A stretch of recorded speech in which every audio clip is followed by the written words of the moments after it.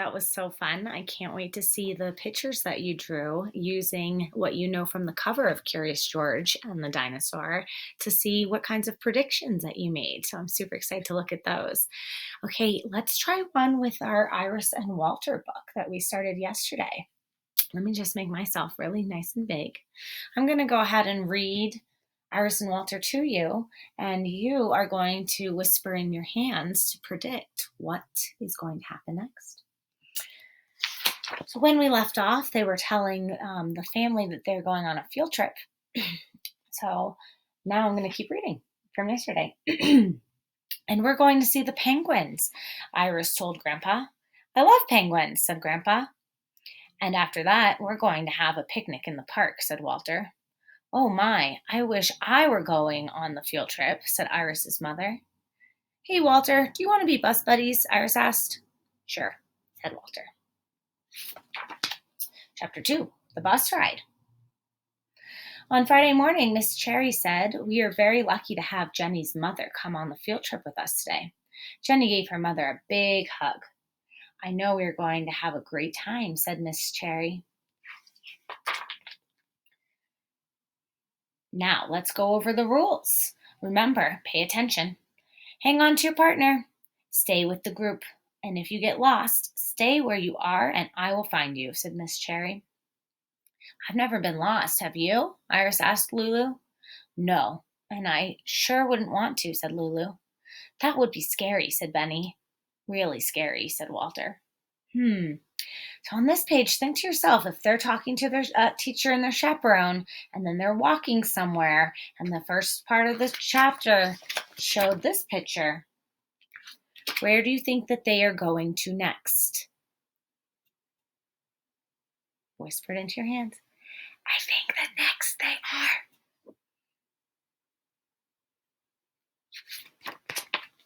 Did you guess that they were going on the school bus next? I did. The children climbed aboard the school bus. Iris and Walter chose the very last seat. They bounced up and down. Benny told knock-knock jokes. Lulu made up silly fish songs. Everyone was happy and excited. Nobody thought any more about getting lost. Chapter 3, Where's Walter?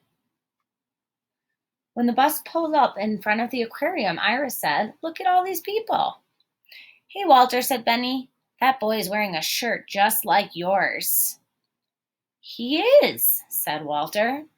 Knowing about what you know about the title of this and what they just said about a boy wearing a shirt that's the same as Walter's, what do you think is going to happen?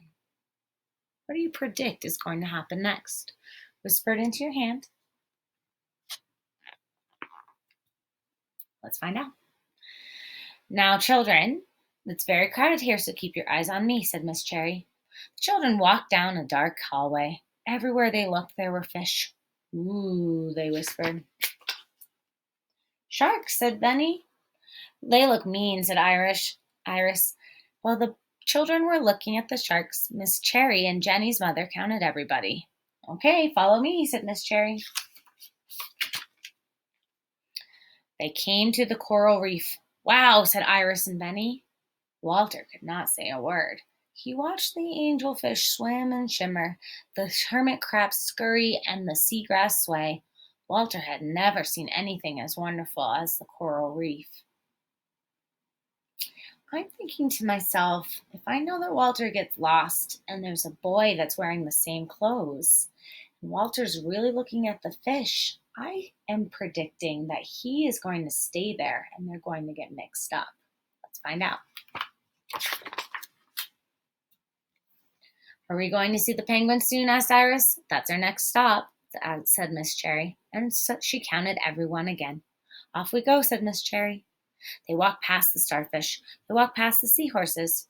Oh, look, there are the penguins, said Iris, taking Walter's hand. Don't you think they are cute, Walter? But Walter didn't answer. Iris turned around. She saw a boy.